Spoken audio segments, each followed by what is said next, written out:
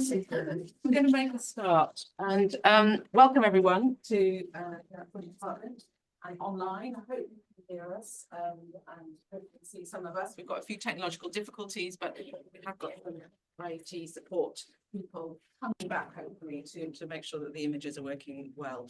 So yeah, we're really excited to launch today's book launch event, which is hosted by UCL's Healthline and Society Initiative. My name's Sarah Gibbon. My colleague Jenny Gamblin, one of the editors of the UCL Press series Embodying Inequalities, Perspectives from Medical Anthropology. So just a little bit about the series. The series aims to chart anthropological engagement with new dynamics of health and well-being in global and local contexts, exploring the way that inequalities pervade bodies and are shaped by socio-political, environmental, anthropocenic and economic factors, drawing on critical, applied and cross-disciplinary methods and showcasing new health path issues to understand how they are embodied and patterned by unequal global developments. So the series has been running since 2020 and has now published 5 books, primarily edited collections, displayed on the table at the back there to have a look, that span a range of subjects, from questions of care in the context of cancer and chronic disease to COVID-19 and critical medical anthropology in specific regional contexts, including Latin America. And like all UCL Press publications, our books are open access with free downloads available on the site, a model of publishing that I think is increasing in its importance and has meant that a number of the books in our series have reached close to 40,000 downloads since the publication, which is really great. So today we're really delighted to be celebrating the launch of the 5th book in the series and in fact the first monograph, co-authored by Anita Hardon and Michael Lim Tam, entitled Packaged Plants, Seductive Supplements and Metabolic Precarity in the Philippines. I'm going to let the authors speak about the book themselves in a moment, but before introducing them, I just want to say that Jenny and I have been really, truly excited, I think, about this publication. We're so pleased to have it in the series. I think it's in its focus on the production and consumption of plants and food and medicine, the rise of ultra-processed foods, how this impacts health, aggravates existing inequalities. The book provides a really timely, I think, and important intervention in many areas of vital concern in and far beyond. Really, really pleased to have this book as part of the series. So this morning we're going to mark that moment, celebrate the moment of the book launch with both authors present virtually, and have a chance to hear some comments from invited guests as well. So first I'm going to introduce both the authors, who will then say a few words about the book, and then Jenny's going to introduce our invited commentators, and then we'll hopefully have time for discussion afterwards. So first, a few words about both the authors. So Michael Lim Tam is joining us virtually from the Philippines today. He's an emeritus professor of anthropology at the University of Philippines, Diliman. He is trained both as a medical anthropologist, veterinarian and writer, and has also served as chancellor of his university. He's authored numerous books and articles focusing on indigenous medical beliefs, sex and sexuality, reproductive and sexual health, pharmaceuticals and health policy. Anita Hardon is a medical anthropologist and currently departmental chair of Knowledge, Technology and Innovation Group at Wageningen University in the Netherlands, and also professor of anthropology at the University of Amsterdam. She's fellow of the Royal Netherlands Academy of Arts and Science and was a fellow at the Centre for Advanced Study at Stanford University. She is author or co-author of numerous significant publications, including The Social Lives of Medicine with Susan Reynolds White and Zach van der Geest, and most recently Chemical Youth, Navigating Uncertainty in Search of the Good Life, published by Palgrave Macmillan. So welcome to you both. Thank you again and for being here and marking this moment as well. Thank you. Thank you. Slide. Yeah, quickly go through that.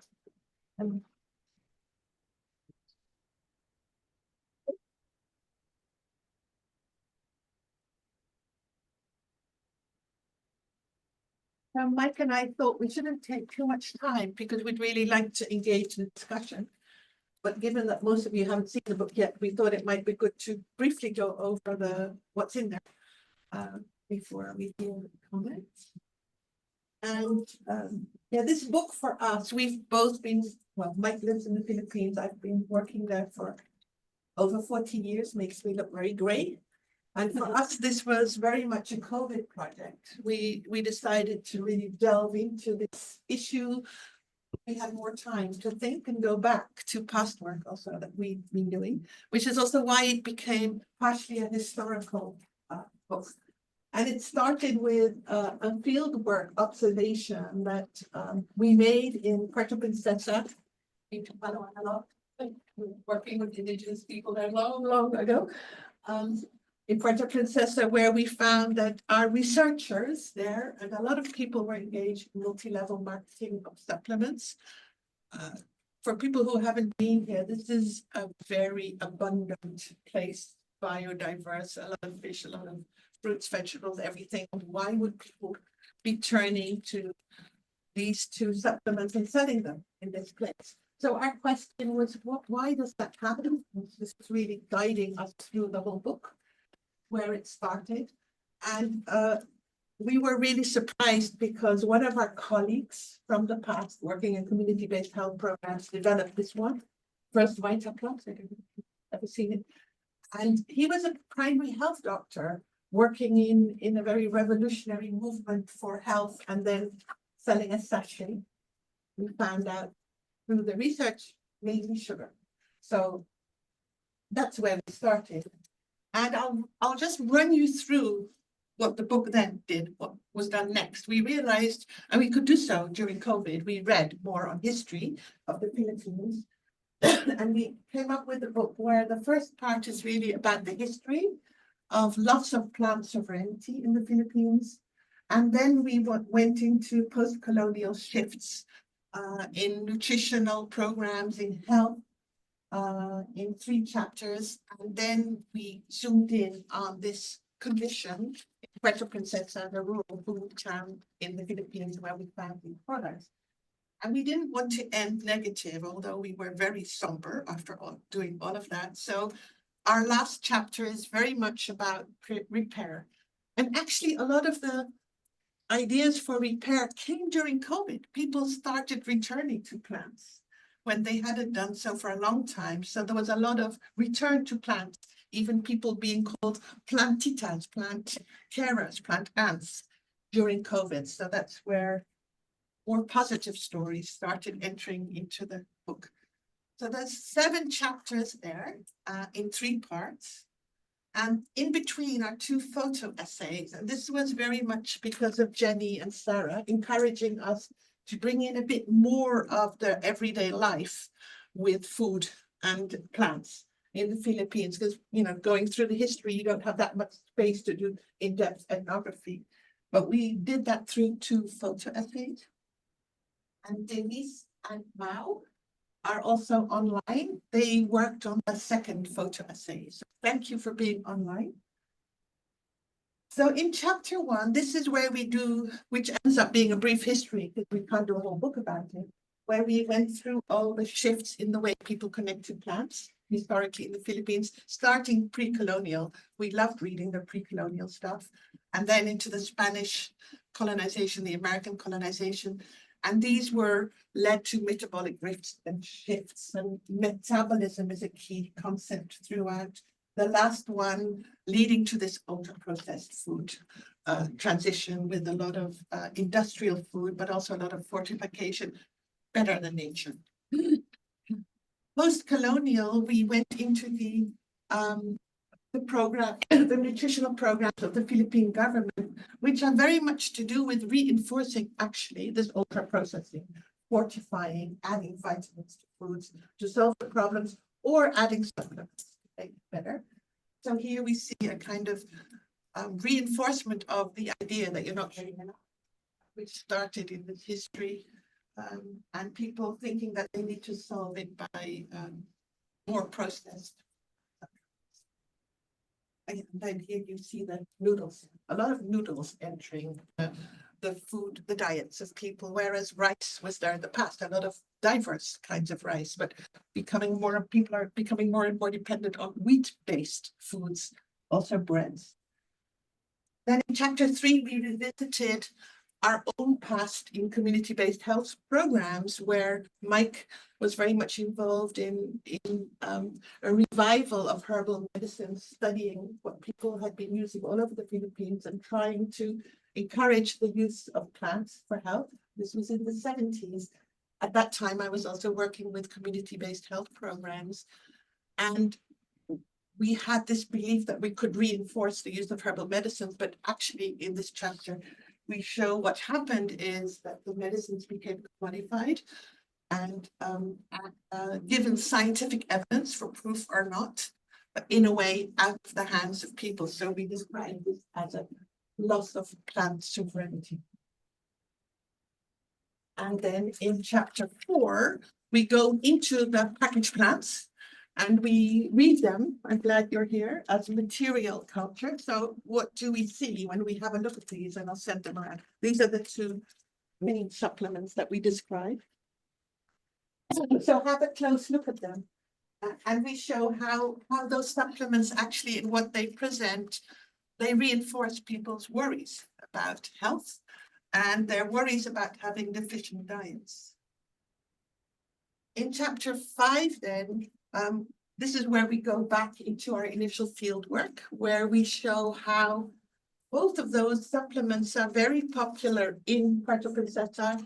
They're being sold through multi-level marketing, and they're being tailored to meet people's health concerns, chronic health concerns. Megan, I'm so happy you're here with your interest in chronic health. So these products are really targeting people's health concerns, and they're also in promoting the idea you don't get enough from the foods you eat, so they keep on making more insecure about their diets. And chapter 6 we then call the end game, and that is where we show how this whole process of marketing supplements is at the same time reinforcing inequality. So that's why we were so happy to find our book here, Sarah and Jenny, because it fit very much with the core of what we're saying. They are designed to exploit inequalities. People who already have a lot of funding can become richer. People who have money to spend and others become generally poorer. And we show how this is, a really radical move away from caring with each other, for each other with plants, both as food as medicine. So that our use of plant sovereignty is different from food sovereignty. It's not just about food, it's also about plants for health. Chapter 7, we have most fun with this chapter, where we were trying to think through, so what do we do about this mess? And here we really show how ongoing in the Philippines, a lot has already been done. So there's a resistance of the cultural hegemony of this idea of better than nature, the processed foods. We also think people should do a better job of reading what's in the stuff they're buying. I must say, yesterday I was in the supermarket and I had to buy cookies without sugar for my granddaughter. That was really hard. I tried to read the scripts to do what we're saying. I tried to read, well, what's in here? Because there are rules you should put on a product, what's in there. But it's so small, you can't read it without your reading glasses. So I failed totally in buying cookies without sugar. I'm told off by my daughter-in-law. So read the scripts, and we're trying to extrapolate from the way people are, all of the Philippines, really connected with plants. So that's the second photo essay we have. We're showing how we were originally thinking young people, but we're finding a lot of older women are reconnecting to plants as collectives, and we're now working with those collectives in the second project we're working on, Embodied Inequalities, where we're trying to stay with them while they are figuring out how to not only grow plants in urban places, but also make stuff out of them so that they can sell, so create extra value for their plants. And on the left is one of the urban farmers we work with who received a copy of packaged plants. And she did get a copy, you didn't get it.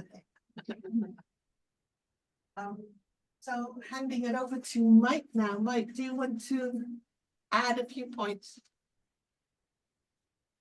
Well,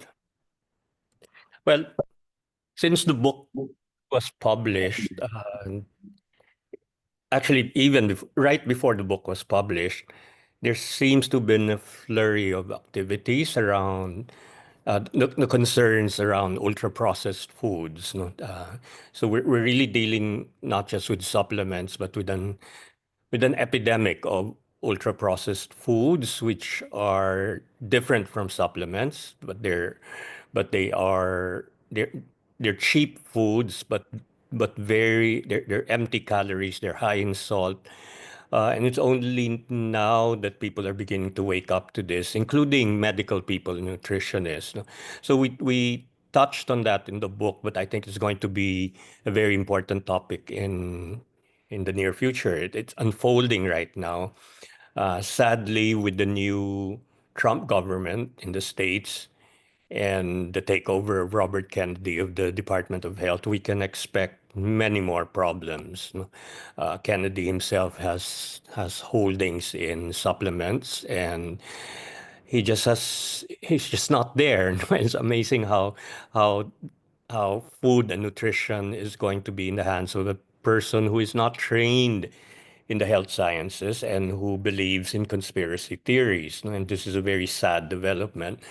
Uh, but I'm hoping that the book's appearance is timely and that it's not just for the Philippines, but for many countries, both in the global south and the global north. I did want to make a pitch here. We talked about bringing back plant sovereignty, and we have that opportunity. I think the need is more urgent now, but to get to young people in schools, to get to young professionals, and to just keep going. And I think the Global South will have to set the pace here.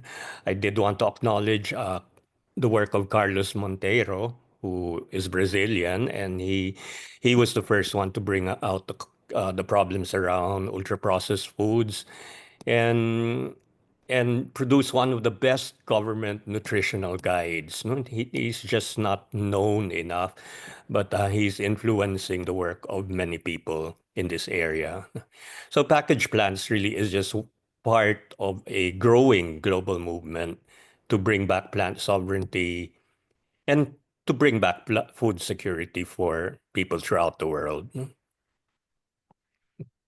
Okay.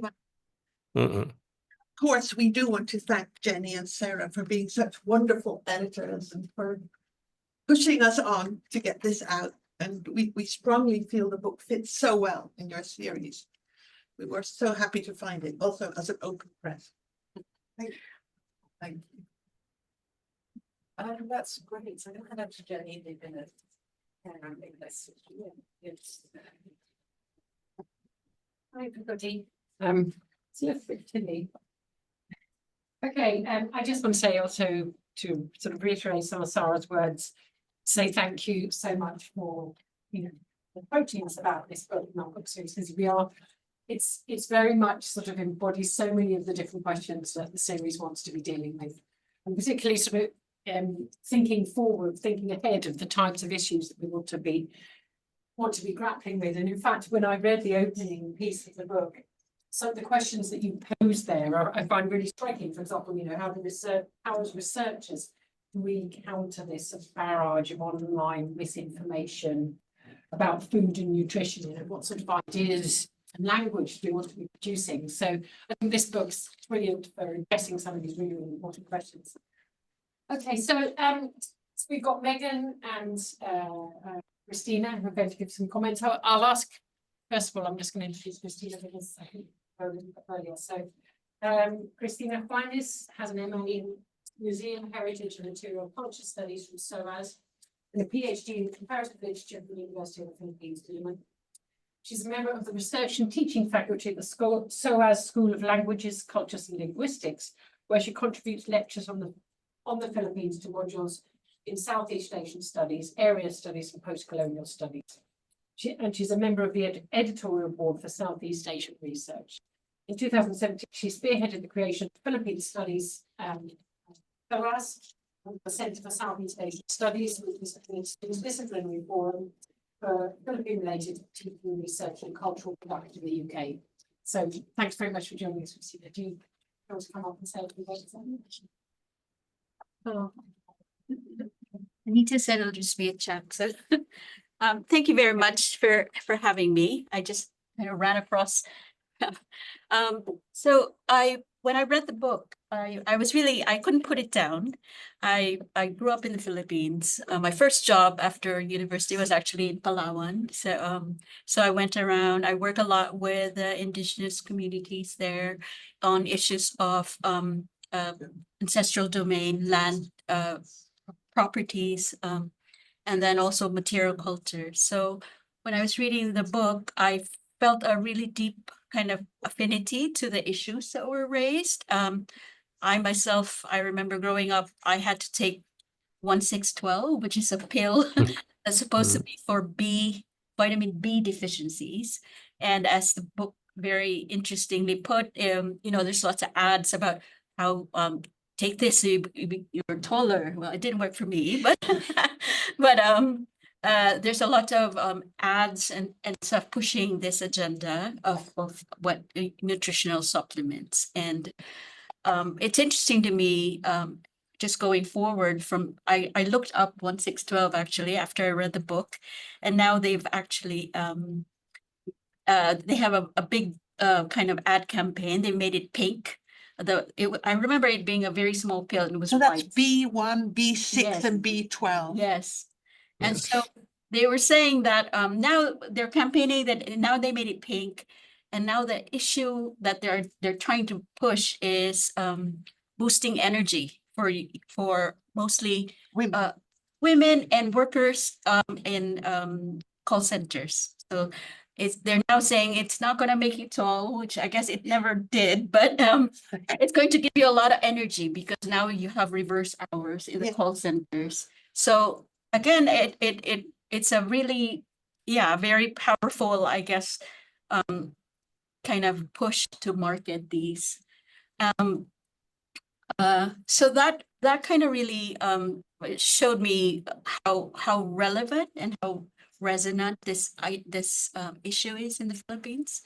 I also kind of deal with indigenous peoples and material cultures, and I see a lot of, again, connections between kind of the plant, food and nutrition from plants, but also its relation to the creation of material, kind of objects, so crafts and stuff like that. And one of the things that has kind of really denigrated the production of, let's say, material objects is the loss of land from IPs. So that's very well kind of documented in Marawi, for example. There's a lot of displacement and just no opportunity to plant. And so that becomes a very kind of separate issue, but also very connected.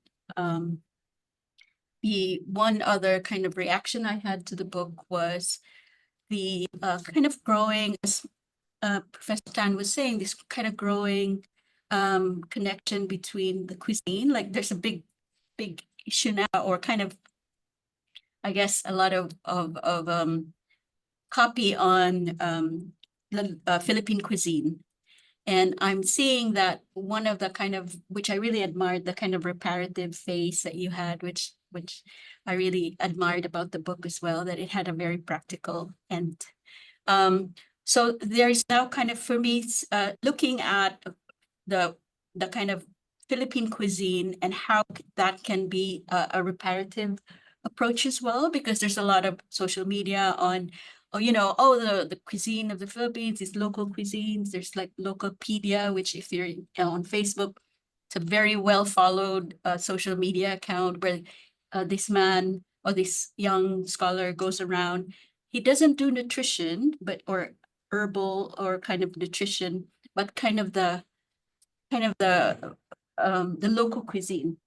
So when I feel like if it can go in tandem, like if people will see kind of the value of local cuisine, and kind of because it has a lot of local ingredients, of course, and a lot of the preparation for it, fermentation, etc., that can kind of be, for me, a way out as well of this kind of ultra processed.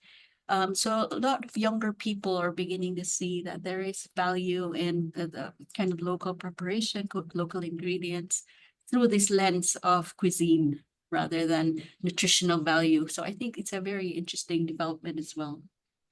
I guess that's it. I'm open to questions but yeah, I was very happy to see this very lived experience from my perspective. Yeah, thanks. Can I add one thing to what you just now said? Because Denise and Mao were there. We just had an analysis retreat with the ongoing research on embodied ecologies.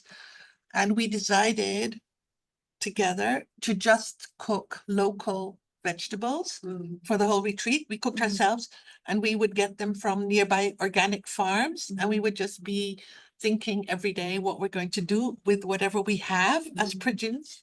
And it was such a nice exercise in using what's there and learning from each other's kind of recipes. And yeah, just using, so we made, and it's always hybrid. So we made pesto from Thai basil, which we could easily get close by, and cashew nuts. And it was absolutely delicious. And, you know, people had been, I think Denise and Mao both live in town, so they've been buying it expensive from the supermarket, but you can make, we had so much of it. We just kept on eating pesto. Our own produce. I think we'd like to organise this a little bit like a discussion. Would you want to come on, Megan? I'll just Megan say a few words. So Megan's emeritus professor of African history and health. She was deputy director of the Institute of Advanced Studies until last year, 2024, 2017, and is professor of African history and health from 2015 to 2024. He was formerly Slot Professor of Commonwealth History at the University of Cambridge and Professor of Commonwealth Studies at the University of Oxford, which is a fellow of the British Academy and the Royal Historical Society. So her work crosses disciplinary boundaries and has focused on the history of medicine and psychiatry in Africa, on the history of family and food supply and gender relations, and on slavery in the Indian and Ocean region. And so as part of her research on African history, I know Megan's been doing work about metabolic disorders, and so she shared some of her research with project Sarah and I involved in about sort of a history of how diets have changed in Malawi and the meanings and implications of that, which is, so she's an incredibly well perfect person to be doing this presentation. So I'll just hand straight over to you. Thanks. I know nothing about the Philippines, so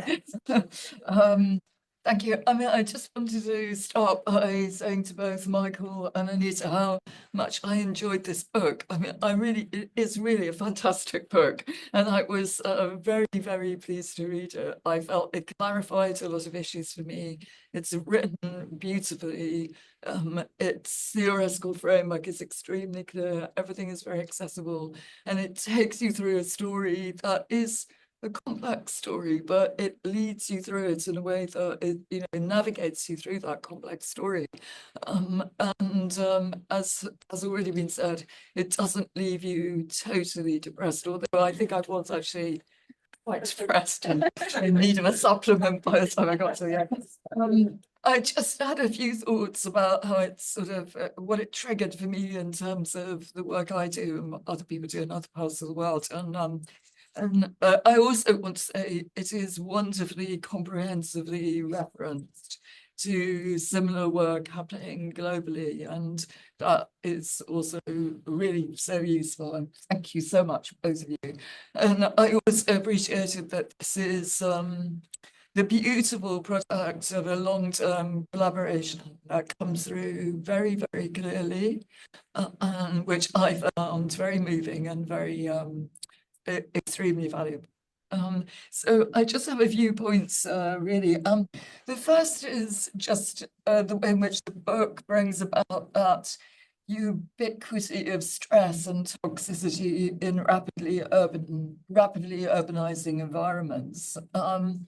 And that made me think of other examples of that, both in the contemporary world and the global south in particular, but also historically, if you think of 19th and early 20th century European cities and North American cities, and the notion of neurasthenia that was so common then, which is this anxiety disorder that people felt they were dealing with, and that went along with the proliferation of patent medicines, which were advertised all over the place, and so it made me think about you know, those historical examples, but also in your description of people's understandings of the effects of stress and toxicity, I'm also struck by how those vernacular understandings actually do, they're very similar in many ways to what contemporary metabolic science is telling us in terms of the impact of stress in particular on conditions like type 2 diabetes. And the work of Hannah Landecker, which you cite, I think in her recent papers, really makes very, really does clarify the fact that in contemporary metabolic science, the outside is already inside, and there is no, there is no clear boundary between the inside and the outside of the body. And so I'm struck by your story is about the way in which these anxieties are preyed upon by commercial agents, but the anxieties are very real, and they're based in, there's an argument that they're being hyped, but they are very real, and people's health is really being affected by the circumstances in which they're living. So I just wanted to say that. And then linked to that is a very important point you make about economic precarity. And again, I think this is not just true of the context that you describe so in so much detail and so well, but in many parts of the world. So I was recently in Ghana, attached to a global health project, working in a very densely populated area, where people said, and I think this is mirrored in your book, they just simply don't have time to cook, and they don't have space to cook. So if you talk to them about rediscovering their also in Ghana amazingly diverse sort of cuisine and diets, one of the things they talk about is lack of time and lack of space, and that also made me think of work that Claire Chandler in London School of Hygiene has done on urban Uganda, where people are taking antibiotics prophylactically for intestinal diseases because they don't have time to be sick, which is something that also came out very strongly in your book. So people really don't feel they have the opportunity to be sick, if you like, and recover. They have to anticipate sickness and try and guard against it. And that seems to be one of the things driving this supplement industry. One thing I just want to know a little bit more about was how, in this very competitive health market that you're describing, how the market for supplements competes with or runs alongside the market for, if you like, conventional pharmaceuticals. So I know you've both worked on that side of this story, but it's not the focus of this particular book. But obviously, when you're thinking about people allocating resources, sometimes really large resources, proportions of their income to supplements that you're describing, how do they do that in relation to buying conventional, drugs for diabetes or whatever, or how does the health system operate in this respect?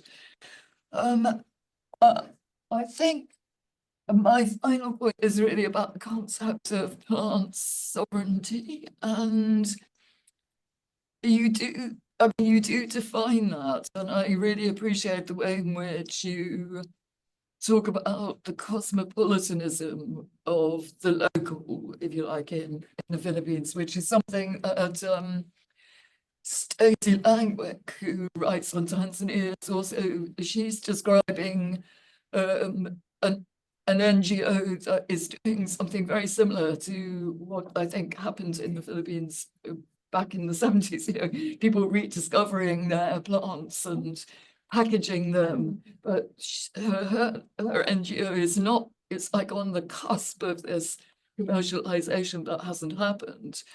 But it's not, I'm not completely up to date with that, but she also talks I think in terms of some kind of plant sovereignty, and I wondered if you said, because a little bit more about how you know when plant sovereignty exists. I mean, within what units and what, how local and what does it look like? And I was also reminded of somebody else who you cite in the book, Emily Hardon, on her study of Guatemala, and she has this vignette which has never left me since I read it, which is of a small child about to eat a carrot. And the notion that carrot could be more dangerous than the packaged US imported food that is flooding the markets in Guatemala, and the fact that women say, we're safer eating this crap, basically, than we are relying on our local vegetables because they're so toxic. And then my final question, well, it's not really a question, I was just sort of thinking, there are issues around soil, and you've already mentioned land, and soil health, which I think are important and relate to those questions of toxicity. But for me, there was also a bit of a question about what is a plant. When you get to the end of the story, where does a plant stop being a plant? Because in the initial phases of processing the plant's products, you seem to be treating those as like authentic plants, but by the time they've been through the process of going into those little packets, Is it still a plant? I mean, they're obviously not a plant, but when do they stop being plants? Yeah, package. Anyway, thank you very much. I really enjoyed the book. It was great. Yeah, maybe brief, and then Yeah, we can that'd be take some great. more. So thank you for reading, both of you, for reading it so inside out. I'm really happy that it resonates with your life in the Philippines, that you, and the point you made about the 1-6-12. I mean, yeah, that so perfectly describes how there was this turn towards like vitamina, as we say in the book, where we always think we need vitamins, and also what you said about the culinary turn. This is where in the last chapter, proposals for a repair, it's going much faster, I think, than we thought. We saw it in COVID, but now actually there is this real love for going back to what things taste like, and curiosity about the plurality of cuisines in the Philippines. We describe in the book one conference where we were at, that was already in 2014, it's 10 years ago, where Mike was supposed to, we were supposed to talk about resilience, I think, Mike. Yeah, resilience. Yeah. Yes. Mhm.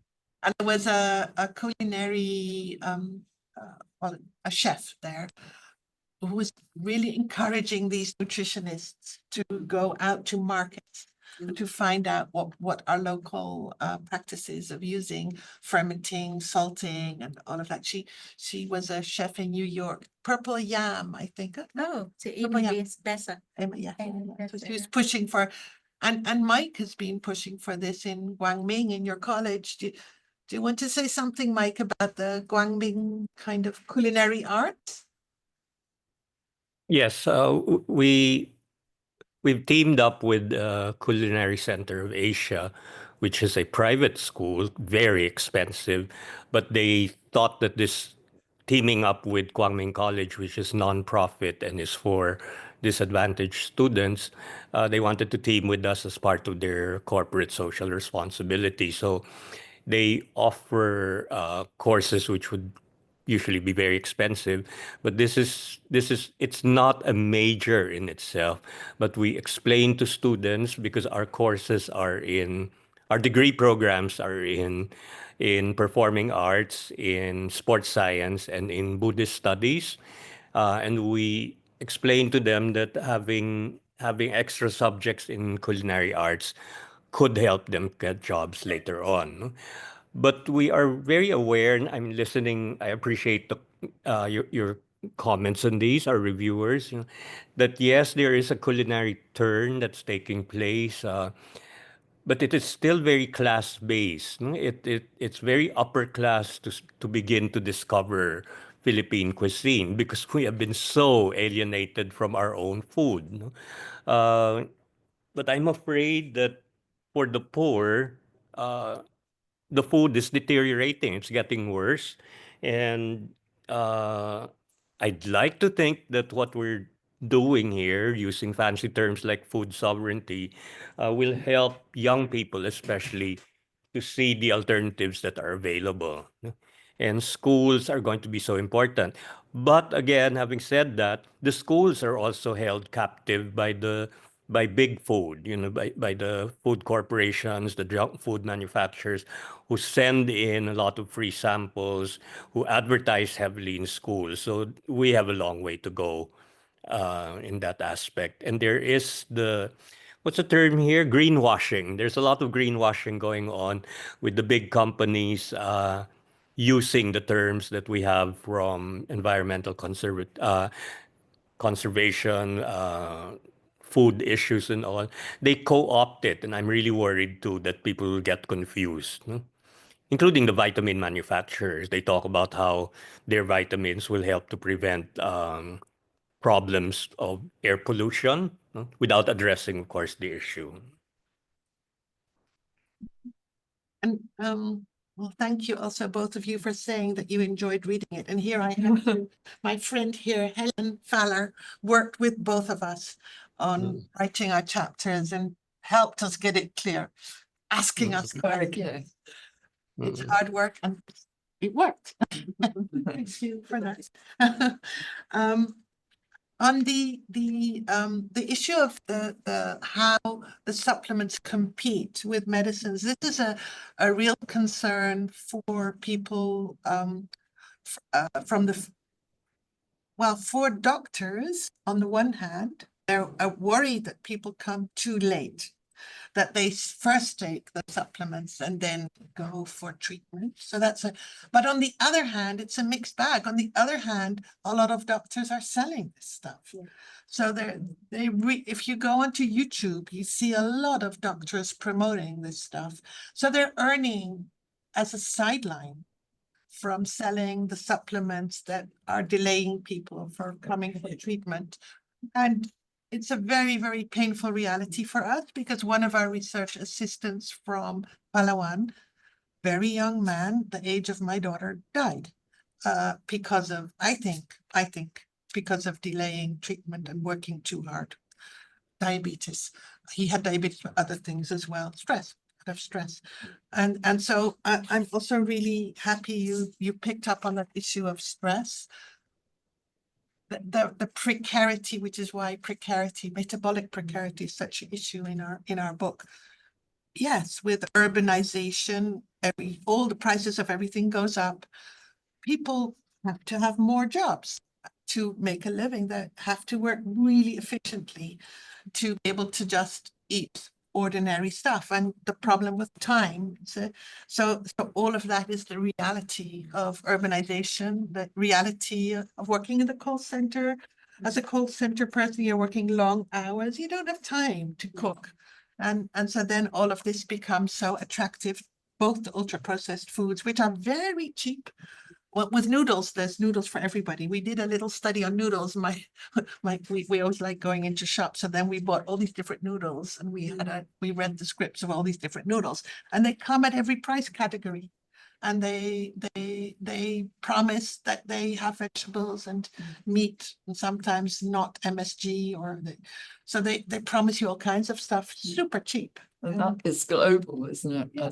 And that is really, so in terms of the metabolic disturbances, that's where they start with eating, all of this and it's ultra processed, all the seasoning. If you don't have money, in the first photo essay, showing people drinking and eating in Metro Manila. If you don't have money, you just put some seasoning on. The seasoning is full of all kinds of additives which mess up your metabolic health. So yes, and so yeah, so anyway, so that's on the competition. There's a competition, but there's also a weird kind of synergy in terms of earning money. It's just, you know, a Yeah. way to earn money. And on the yes, the toxicity of the food, this is something we're getting into now because we have got this new project, Embodying Inequalities, and it's about the way we live our lives in a permanently polluted world. And we are finding out that people indeed are so worried also about the quality of the vegetables that they can buy in the market. So it's not like there's a clean and happy alternative. And this is something we're going into in much more depth now, in figuring out, including working with communities on how to reduce their pesticide use, become so addicted to using a lot of pesticides. And so, yes, that painful, I think we also cited that painful reality of eating the carrot, you know, this gives the idea that it's clean because it's made in a company rather than the vegetable you grow. And thank you also, Megan, for asking the point about when does a plant stop being a plant? And so we didn't want to become like, what's the word, like Puritans, like only a live plant that you get from your backyard and then eat is a real plant. Of course, we have to be practical. Do you want to say something about that, Mike? Mike's done so much fieldwork on plants. When does in terms of plant sovereignty, when does a plant stop being a plant? It's when we're not tree huggers. That's if I could put it that way. It's but I would push very hard, which is because I'm an educator and we have that chance in schools, and we're realizing that students even from rural areas hardly know what the vegetables are in the Philippines. Some of them have never seen the vegetables that we talk about. The school I operate is supported by Buddhists, and so there are a lot of vegetables that are served, and the rural students actually say they've never seen some of those vegetables, and they're picking up only now. So it's a matter of, when we say sovereignty, it's helping people to recognize what we already have there. What Anita had mentioned, there are abundant resources. We have to take care also of bringing back value to the food. For instance, a sweet potato is seen as very low class, and yet we know it is highly nutritious. And then suddenly these days you have sweet potato from Japan, purple colored ones, and it is coming back now as good vegetables. You can see how the market is so easily manipulated around the terms. When I asked one of the vendors, what do you call this? And he said, SPJ. I said, what's SPJ? Sweet potato from Japan. No? Suddenly they've coined a new term for these vegetables. No? Yeah. And yeah, and I think also we also see the need to be practical. So if it's more practical to dry something to keep it longer, of course, it's still plants. So the packaged plants is to just help us reflect on how so much gets packaged into materials. And this one has 29 vitamins, 14 super greens, 12 whole fruit juice blends, 12 mushrooms, all of that is in this. I mean, so what we want is like start looking, how can all of that be in here? It's microdosing. Yes. So then it's microdosing. So maybe it's better to eat some more. So and this one we had it tested and it just doesn't have fiber. So how can there even be plants in here? So this is Vita Plus, so full of life, and it has all of these, even spinach and chili in it, but there's no fibers in here, so it can't be in here. We need fibers. So what we really want more is to think about, is this really a package?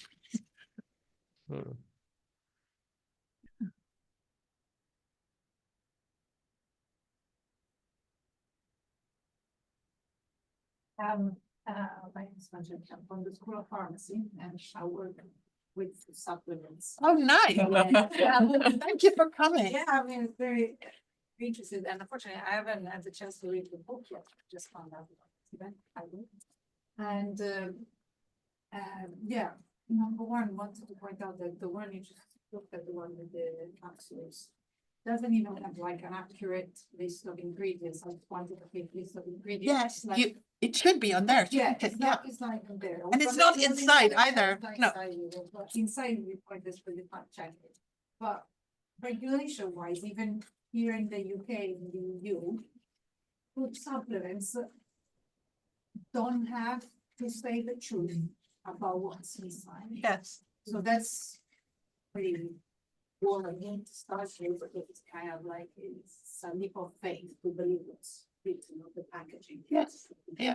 It's food, but instead if you go and buy your food at the market, you say this is a tomato, this is a sweet potato, it's from Japan, it's from the Philippines, you can see it with your eyes. And yeah, in general, for example, that one, it does say it's not with sugar, so that's the main ingredient. If you read it and if you have reading You glasses, can read it. Yeah. And yes, and a magnifying lens, it does say the first ingredient is cane sugar. yeah, It also not the, and it also depends on what is it you take it. I do not know what this Vita sachet is for that, like. If it's trying to tell you that the different plants that are in there are for. Yeah, obviously they cannot make any medical claim, but are you taking it instead of taking vegetables, then you're looking for fiber. But if you're taking it for, in truth, you're taking it for supplementing a specific vitamin, it might be there at the same time. You have absolutely zero guarantee that it is there. And yeah. So this one says it has moringa, it has chorus, it has capsicum, it has amaranthus, and it has ipomea, which are all Latin names for ordinary vegetables in the Philippines, which people would have in their home, could easily get. it's like have a soup, but with a lot of sugar. Yeah, and it doesn't have the soup. Yeah. Yeah. So it's ultra processed, Yeah. once upon a time foods. Yeah. Yeah. Are like becoming problematic. Yeah. Because they develop other metabolic diseases, and because people have less time to have a proper diet made with ingredients that are familiar to your gut and to your body, then they feel like they need to supplement it with things that are far off. I was wondering if you had them by any chance. Yeah, we did. Like from Yeah, we had both of them tested. And so we checked the test. It's also in the book, I think, with what's declared here. So here they also declare vitamin A. But the thing is with this one, they declare very low. So they say it's full of life. And what they declare is that there's 2% of recommended daily, allowance for vitamin A, 2% if you take 100 grams, and this is only one sachet is about 20. So you should take 5 sachets a day, which costs you a fortune to get 2% of the RDA. Yeah, so you could get diabetes from taking so much.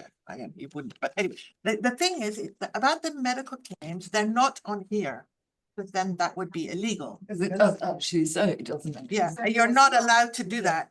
And it says also here, no approved therapeutic claims. So that's legally, that's what has to be there.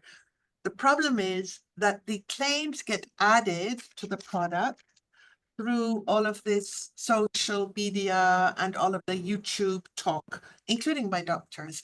And they claim it's for everything under the sun. And they claim that it's curative.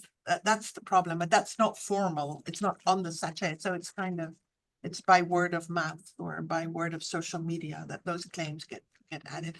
And the regulations, we fear, are going to become even more weak. Mike and I were having a discussion before today that with the new health secretary in the US, who's very much in favor of supplements for chronic disorders, make America healthy again. And they're going to push, and he even says like the FDA should stop blocking these things. And so and that's going to influence Oh, I think, Mike, that's going to influence the Philippines if that happens. And the FDA is so weak already on supplements. So how can they can block, they're not blocking anything.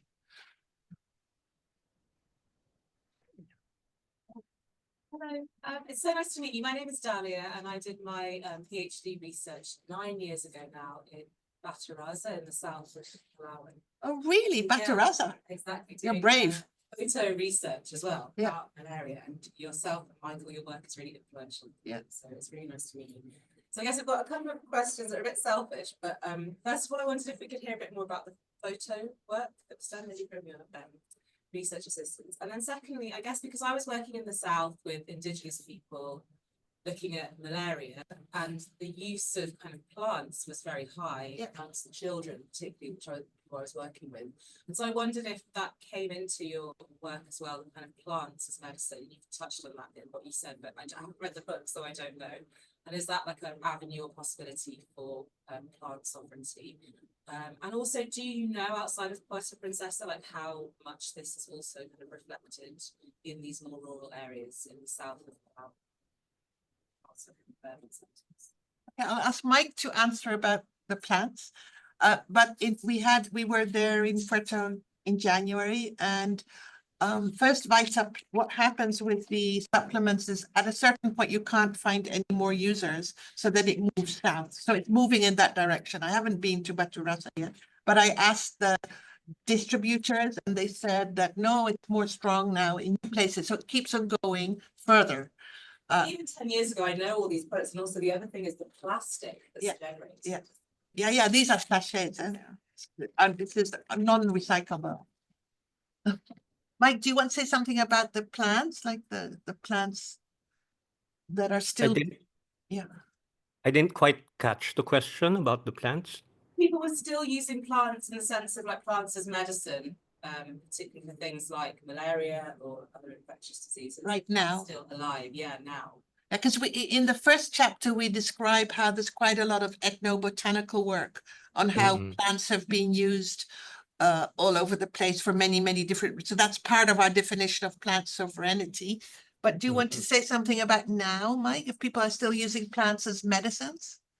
Yes, plants are certainly used for medicine, and in Metro Manila, the capital, there's a hub there in a place called Quiapo, which is a source for medicinal plants for people in the city. But the supplies are dwindling, the variety is dwindling as well, and the vendors themselves say that people are not using the plants as they did before.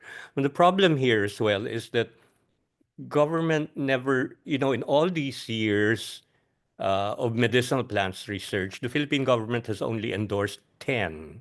That's 10 medicinal plants as safe and effective to use. You compare that to China, you compare it to neighboring Thailand, where it's so much more mainstreamed. You go into drugstores and you go into a 7-Eleven, a convenience store in Bangkok, and they have the plant-based medicinal products being sold. The government has gone into production as well. You do not see that in the Philippines. And it's, again, pretty much left to the free market, and supplement manufacturers have capitalized on this. Lot of misinformation in here around the medicinal plants. So it's not working out, sadly. And I think it's going to distort people's appreciation of medicinal plants. You wanted also to hear a bit more about the photo essays? Denise or Mao, do you want to say a bit more about the making of your photo essay? Yeah. Yeah. All right. The photo essay emerged out of our work, Francesca and I, working with urban gardeners, which emerged during the pandemic. And I think part of what was really caught our attention as well is that most of them were women. who are involved in also care work in their homes. So they think about the health of their children, community, and I think it was also in my case with the urban gardeners, the women were looking at, they're coming from families who had been doing farming practices. And for a time, they lived in the middle of really busy cities. And now they are kind of reconnecting, especially during the pandemic, which is why we find very interesting that it started during the pandemic when they were when they were really thinking about health and also food insecurity during that time. And a lot of these places, it's very difficult to be able to work during the pandemic and also go out. And so that left them with sometimes little to no choice but to plant their own food. But now, would you like to add something? So, am I audible? Am I clear? Yes, we can hear you, yes. Hello. So, I, on the other hand, work with an urban gardening group in Metro You speak Manila. up a little bit, Mao. It's a bit quiet. It's not, can you do a bit louder? Hello. Yes, bit louder. Is that better? Is Yeah. that better? Yeah. Okay. Hi. So I was saying that I work with an urban gardening group in Metro Manila. And unlike the group that Denise worked with, they're all very brand new to gardening. Not a lot of them have experience or knowledge from their parents or their grandparents about how to cultivate plants. So what was interesting for their case was how the internet facilitated a lot of their knowledge production and even knowledge sharing. Um, I'm actually friends with one of the members, and they regularly post Facebook Reels, if you're familiar with them. They regularly post Facebook Reels about their garden. And it's really interesting to see how their garden really blossomed from their first seeds until what it is now. And so one of the things so they took pictures of those two sites. And one of the things now in my ongoing project we're doing is supporting those two groups of women farmers in where they want to go next. So when they face challenges, like there was challenges in Metro Manila with the soil, human soil, the soil was just terrible there. They were using water from a very polluted spring. And so we organized an exchange with the school where Mike worked in Tagaytay, where there's a part of their agroecological training. There's a garden there in terms of how to make soil. And so we're kind of really going step by step which is part of our repair work, let's say. We try to stay close to whatever they come up with. And the two groups have also exchanged, haven't they? Yeah, they were together in the training program. So that's also in the. I can't wait to. It's in the last photo essay, this part. As a question, yeah. Same question with this one, but for me, it's kind of interesting. It's very close to the things that I have in my country, Indonesia. Seems like this book is not only for the Philippines; it can be relevant to other countries, especially ASEAN, Southeast Asian countries. And one thing that caught my attention is the sachet.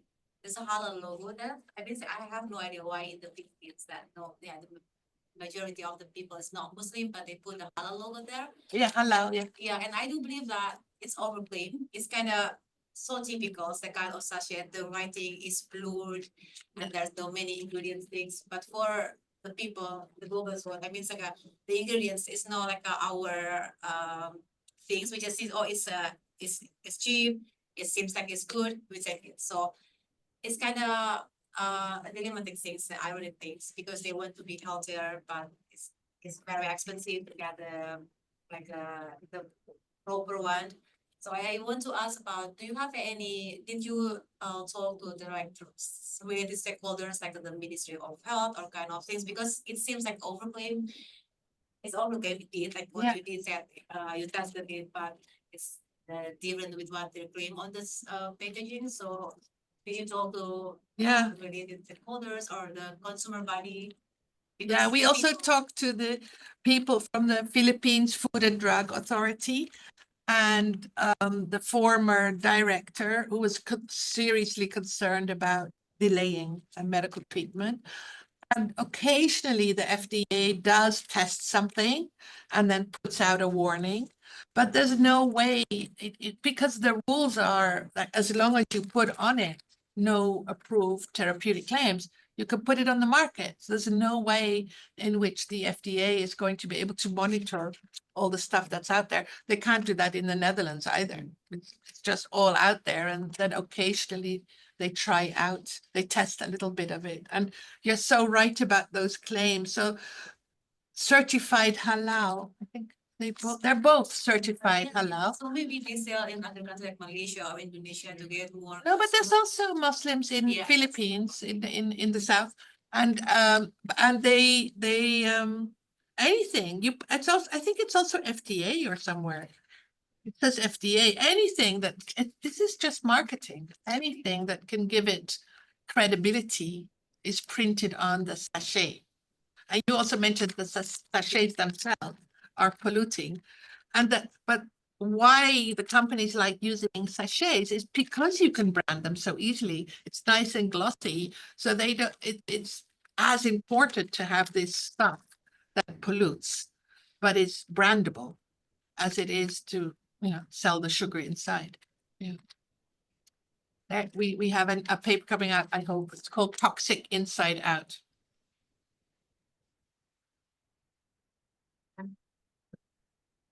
I've got lots of questions and I cannot wait to read your book. Well, you have it. I thought it- It's I thought it was- but, I imagine it'll be essential reading in our nutrition modules and other things that we're doing here. My question is touching upon something you said. Listening to your introduction to the book on the historical legacies that led to the ethnography the modern ethnography that you're conducting here. One of the points that struck me was the loss of diversity in rice crops that had then changed to the noodles, and I was thinking that there's an awful, as I'm sure you've thought about a lot, that there's an awful lot of parallels everywhere through neoliberal farming practices that had led to intense loss of diversity across even in this country, but especially in the United States, where all Americans now are probably vitamin deficient. That's not a defense for any of the nonsense going on, but severely vitamin deficient. In this country, even they recommend folic acid and other vitamins during pregnancy, but that comes from long-term studies to show that actually many of the women who've gone to the clinic they can't remember the last time they've had spinach or if they've ever had any. And this is in a context of spinach will grow even now here, this weather. Yeah. It's exceptionally easy to grow. The question then is what is the biggest lessons? So they have to take supplements. They have to. I mean, they don't have to, but they probably should. Given the fact that they're not going to eat spinach or they can't get any diversity vitamins aside from what Monsanto decides you should put in your crops on a massive field across 7 states in the American Midwest. So the question is, what is the biggest, in your mind, the biggest lessons from ethnography, say, in Philippines that translate to, say, the UK or the US? Do you want to answer that, Mike, or should I? Gosh, it's a bit. I'm always reluctant to transplant. I mean, especially the context of colonialism. I mean, that was the problem, right? And so I'm reluctant to say what is a best practice in the Philippines that might apply to the UK or the US. Although the principles I think are there. It's giving people the information they need to make the right choices. It's really that. No? And that situation is going to worsen in the years ahead. No?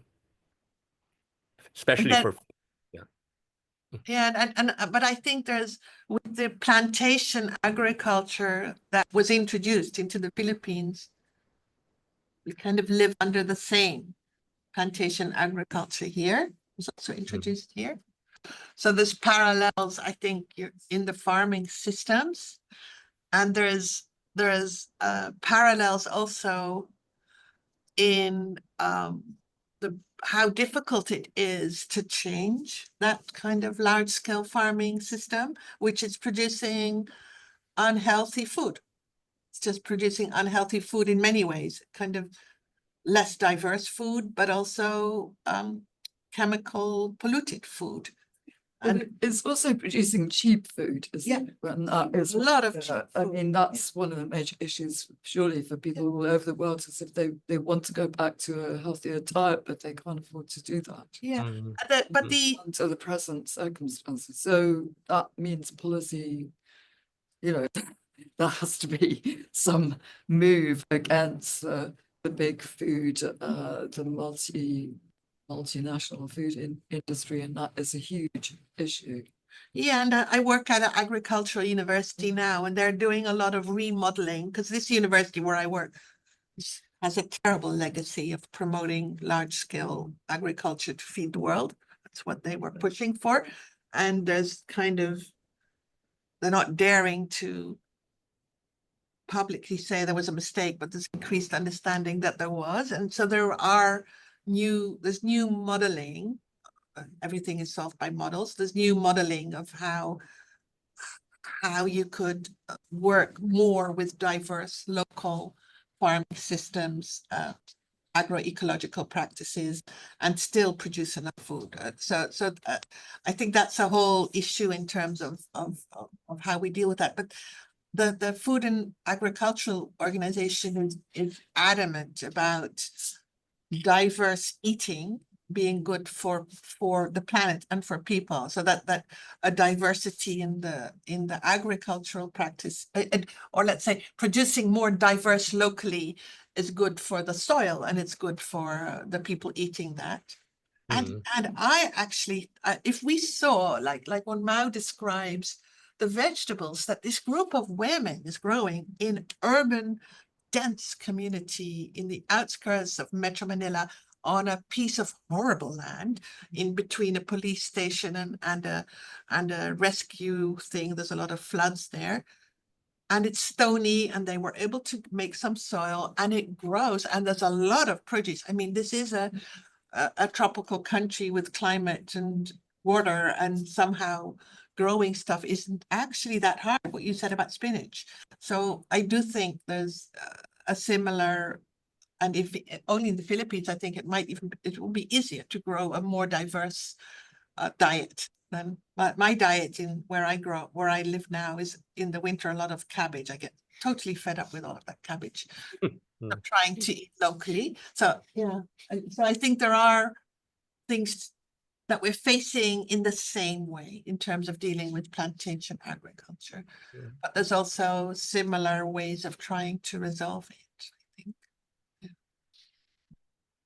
You had more questions or not? So that's the question. Is, I was thinking that from a certain point of view, it's a sort of unsurprising story. I mean, from a different point of view, from the point of view of the industry. And I wondered about that kind of history of the industry, because the wonderful thing about vitamins and supplements is the scale at which they need to be produced. You know, you don't need to produce a kind of, you can send a kind of ready-made meal. You know, it's kind of it's just insane. Yeah. So when is this kind of strategy recognized that actually it kind of is a kind of absolutely wonderful business, because you can produce masses of things with virtually at a very low cost in a tiny amounts, and the profitability must be huge. When does this strategy really develop, and how is it developed? Yeah, the historians of food say it starts with Kellogg's, the Better Than Nature stuff. So that was a scientific project in a way to industrialize foods. I think we haven't done that part of research, Andrew, but I think a lot of it in terms of the way in which you can make healthy stuff easier to, or you can bring health without that volume, is making supplements for the astronauts, because they can't take that much food. Links to your project. So I think part of the impetus would come, or part of the historical legacy of this industrialization or the innovations in food technology came from there. Yes, in vitamins, yes, it's small amounts, but the fortified foods are kind of big amounts, I guess. So the noodle, if you think of noodles, which is now the example of bulk food for so many people in Southeast Asia, noodles. And the noodles are then bringing health by just being fortified and having traces of vegetables. So it's not only the small amount, sometimes it's also really the bulk, but it's for the industry, the advantage there is it's cheap to produce because it's just carbohydrates. It has very little other stuff. So you sell it, you sell a lot of it at a small markup and you earn a lot. It's the whole bottom of the pyramid selling of mass-produced stuff. Yeah. And if I can jump in here, and in the book we describe also how this whole food fortification thing was one of the it was one of the most serious offenses really against food, and this was sponsored by UNICEF. Our Department of Health, on the advice of UNICEF, decided that we could help people's nutrition by fortifying junk foods. Okay, they were looking for ways to get vitamins to people, and in the end, they endorsed a program where instant noodles could be fortified with this, and it had a seal from the Department of Health saying that this is fortified with vitamins, and it helped to spread the idea that instant noodles are actually nutritious, no? When they were really just being fortified. And it's a whole approach in nutritional science, if you can call it that, in the Philippines. Every time there's a problem, the solution is fortify the food. Look for a way to put the micronutrients in something like seasoning. At one time, they even used monosodium glutamate to distribute vitamin A to infants and to children. Putting the vitamins back in rice, fortified rice. Mm. Mm. Yeah, actually, one question, which is, what is UNICEF? Because it's the first time I hear about it. And then one of you mentioned that the schools, I think it was in the Philippines, sort of like the board of the school is promoting the use of these foods even in the schools. I think that's very worrying. The companies, so Mike was chancellor of the University of the Philippines, one of the campuses, and companies come to the universities and to the schools to promote their products. So just setting up, is that right, Mike? That's what they did. They set up stalls. No, it has to be in our hall of shame, you know, but it was the university that rented out food stalls for small business people, and they were allowed to choose what they wanted to sell, and the easiest thing to sell was instant noodles again. It was so profitable because they would sell the packets of instant noodles and provide the hot water to prepare those instant noodles in there and charge something like, well, the way I look at it, they could earn back the cost of the noodles plus, I mean, it was double the cost of the noodles simply by giving the hot water to the students. And I did bring this up several times with our administration, but they said, but the demand is there for instant noodles. There's nothing else for them. I said, there can be something else if only we would teach people, teach the vendors to offer the food that we ate. I'm quite old, no? When I was a student in the university, we still had meals and snacks that were prepared by the vendors. No? But when the instant noodles and UPFs came in, the ultra processed foods came in, all of that disappeared. No, no, I'm sorry, let me take it back. There's still a few who sell home prepared foods and snacks, but it's a losing battle against the ultra processed foods. And then on UNICEF, that's the United Nations Children Fund. Mhm. UNICEF and UNICEF we describe in the book also how UNICEF has had a history of being like pragmatic. So there's a distinction between a comprehensive primary healthcare approach where there's a lot of people engagement and a more pragmatic one which tailors specific problems like nutrient deficiencies and then just tries to solve it by whatever means. And if it's by adding it to Coca-Cola, that's what we'll do. So it's a efficient approach. And actually the person who developed this worked for UNICEF quite a while. Yeah, no, I want to just pick up a little bit on discussion of metabolism because I found it really helpful, your discussion of metabolic rifts and shifts, and then the socio-metabolic framework that you bring in, which I think really brings kind of very powerfully this sort of kind of cynical irony of, you know, the people's lives who are most affected are the people who actually are working in this way because these original metabolic risks are now the most affected by this metabolic reality of the ultra processed foods. So yeah, that was really interesting. But my question is, to what extent, picking up a bit on Megan's point that, you know, some of these discussions do mirror those that are going on in discussions in microbiome, nutritional epigenetics, these fields that Hannah has also written about. I just wondered to what extent you think that there is a kind of, you know, is this some of that discussions going on in those biosocial fields of science around ultra processed foods, is that can we ally with that kind of science at this point in time and, you know, kind of create a dialogue that kind of demonstrates from multiple points of view, multiple perspectives, multiple disciplinary points of view, the reality of this metabolic. I wonder whether that was a space that you know, the exposome, etc., you know, kind of a something you'd be thinking about. Yeah, absolutely. As well, whether I know you talked about elsewhere, but whether in this particular context around food, is this something that can that space be opened for dialogue and, you know, cross disciplines? Yeah.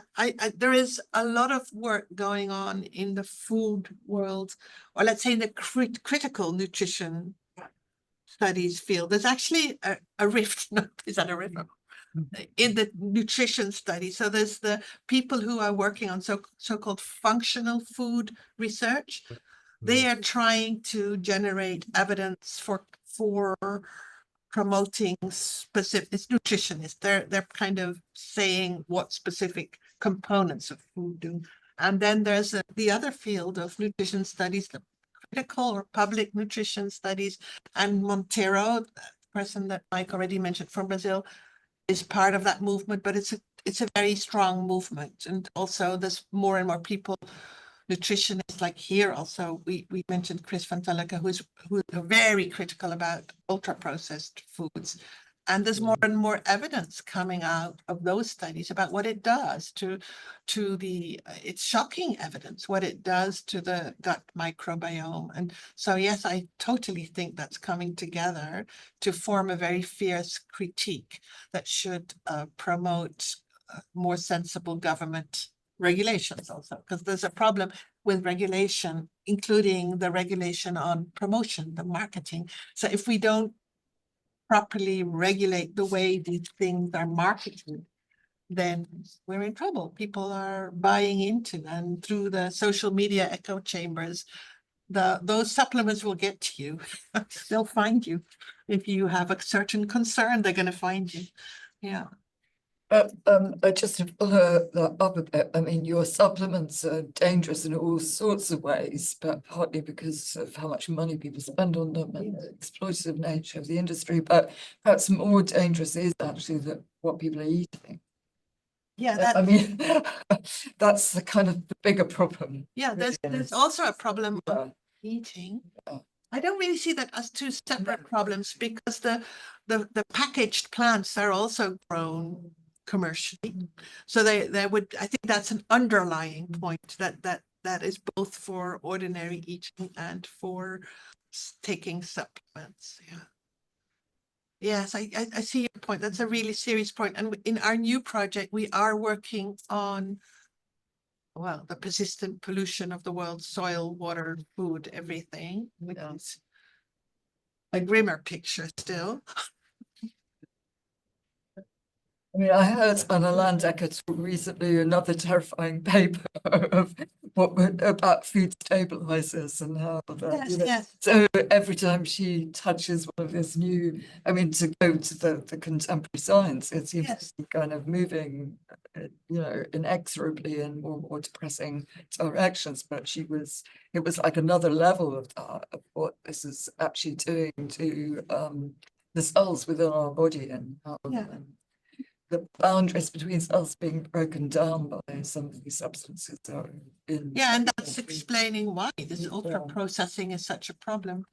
But the point Mike made earlier is that when was that, Mike, the Monteiro policy in Brazil? So that was nearly intuitively, this minister, was he Secretary of Health, was proposing that we should just eat ordinary vegetables and not the ultra processed foods, if only to have the pleasure of eating and cooking and tasting food together. And now more and more we're seeing what the real risks of the ultra processing are. And that's on top of the risks of all of this agrochemical production of food. And in the new project, we're following the kind of the chemical pollution of food right from where it's made to where it's sold. So when they sell the foods in the markets, they spray other stuff on it to stay fresh longer. And then you were mentioning the fish, what's in the fish already, the whole food chain, persistent the accumulation of persistent chemicals in our food chain. So yeah, this is the more frightening place to go.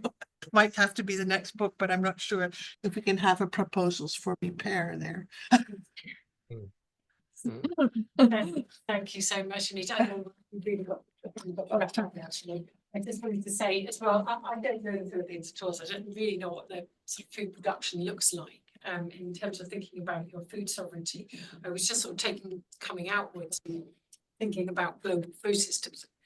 I don't know how many of you noticed there was an article in the Guardian, actually in the paper last week, which was talking about the outsourcing of the destruction of biodiversity through the global food system and the production of and the clearing big areas of land in a lot of parts of the world in order to grow plantation style production. It's just the irony of the fact that these are countries with such an amazing capacity for production, for mass production of food, yet have ended up in where people are not eating what they're capable of growing. So I just wondered if you could just talk just a little bit about the food sovereignty in relation to what's happening in terms of the food production. Yes, and that goes back. So the ethnographic work we have in the book is more to do with urbanization, but in the research group which I lead now in Wageningen, there's a lot of people who've worked on agricultural or food systems issues, and of course this large scale production in the global south has forever made the space people have to grow their own foodstuffs smaller. But where there is land in rural areas, you still see a kind of mixed system with plantations that are out there and they're being sprayed sometimes by planes and all of that massive. And then people still have the heritage of growing their own stuff around their houses. So the house that Denise, the group that Denise works with in Baguio, one of the person who started that group had cancer. Was it breast cancer? I think breast cancer. And then she she wanted to grow her own foodstuffs in a more clean way. And her whole house is like, has become a greenhouse. So she has plants growing everywhere depending on the heat needed or the shade needed. And so, and I think in many places, and especially with COVID, you see people that the kind of growing your own stuff, even in small corners going on. But of course, there is a pressure of land.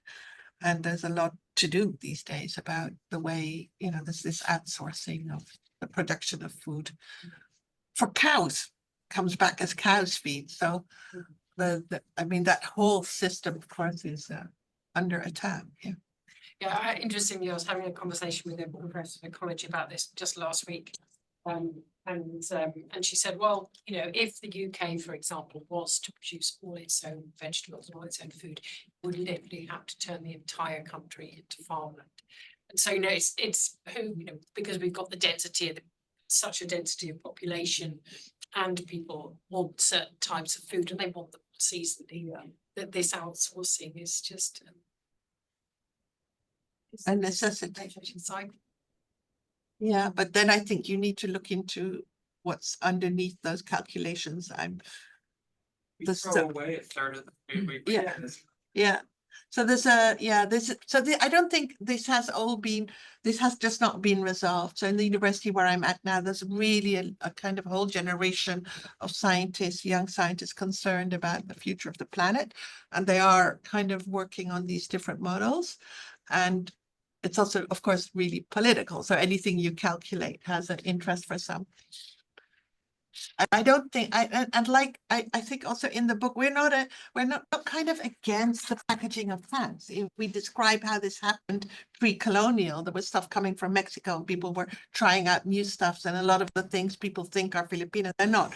They came from Mexico. So there's it's not like you should be completely against any exchange. It's just that the system is completely lopsided into the big scale commercial and killing the worms style and bees.